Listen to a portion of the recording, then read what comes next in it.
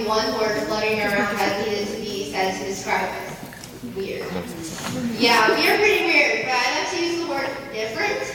In our class, we have a computer genius, photographer, many talented athletes, anime experts, bakers, the musically inclined, and the list goes on. We are all very different in our own way, and every one of us makes our class complete. Before we receive our diplomas and officially graduate, I want to share with you all a story that not many people know about me and what my time here at Evergreen has done for me. Depression is a growing problem in many high schools in the past few years. 1 out of every 8 students have been found to be depressed, and nearly 1 out of 6 have thought about suicide. It is hard for me to look back and think that I was a part of this statistic. There were lots of things going on in my life throughout high school. Having cultural differences at home and at school was never easy. I felt that things at home were never very good. My family went through heartbreaking difficulties, and not to mention the never-ending financial worries. I constantly struggled with my faith, and I had a hard time accepting the concept of forgiveness. I had a bad habit of holding on to my mistakes and not letting go of them. I couldn't forgive myself, but I didn't really know how to forgive others as well. While dealing with these thoughts, it was hard to focus on school and keeping my grades up, as well as sports and extracurricular activities. This pressure only added to my stress. And the hardest part was hiding my depression at school. I was afraid of what people would think of me if they knew that I had a depression, because they have like an impression of me being a good student with a good life. So the mystery of me being gone a lot my junior year, and a lot of time spent at the hospital, I knew I needed help. One day in the summer before my senior year, I had been dealing with depression for over a year by that time, and I decided that I couldn't handle it anymore. I was sick and tired of being depressed. I didn't want to be here, but at the same time, I knew I couldn't give up on myself. I admit I rarely picked up a Bible in my own spare time in high school, but that day I did. I opened up to my favorite book of the Bible, Psalm. I read the first passage that landed on my eyes.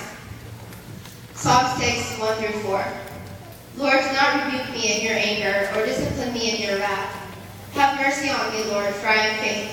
Heal me, Lord, for my bones are in agony. My soul is in deep anguish. How long, Lord, how long?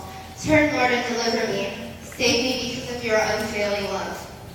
I felt that God was speaking to me directly through this passage. My brother found me after I read this passage, and what he said changed my life. He said, the Lord will never give you a burden that is too great in your life that you can't handle. Just because someone is depressed doesn't make them a weak person. Sometimes it means that a person has been strong for too long. I realized what my problem was just then.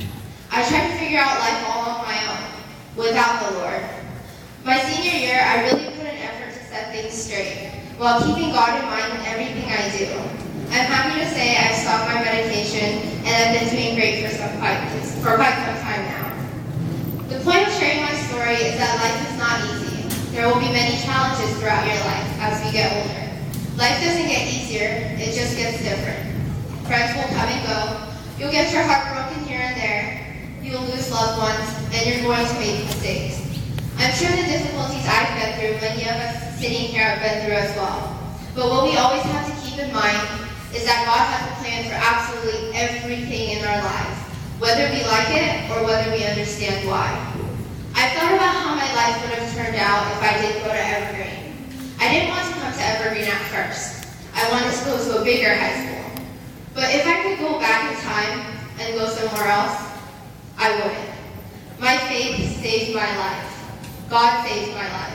And Evergreen played a big role in this by being able to listen to His Word every day with the constant reminder that God loves and forgives all of us. I know most, if not all of us, are excited and nervous for the next step in our life, college. No longer will we be in a class of 21 people who we know very well, and some of us may never see each other again once we step out that door. But I just want all of you to know that I'm very blessed to have spent the last 4 years with you seniors.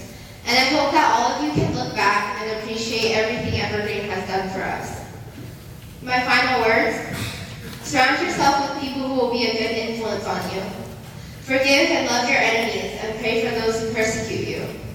Remember, every experience God gives you is a training in your faith so that we can help others and also to make you a stronger person. There will be times in your life when you're going to fall down, but don't forget that the Lord always has his hand out to pull you back up. You just need to take it. Falling down is a part of life, but getting back up is living. I'm going to miss you guys. Thank you. Woo! Love you, Helen! Yeah!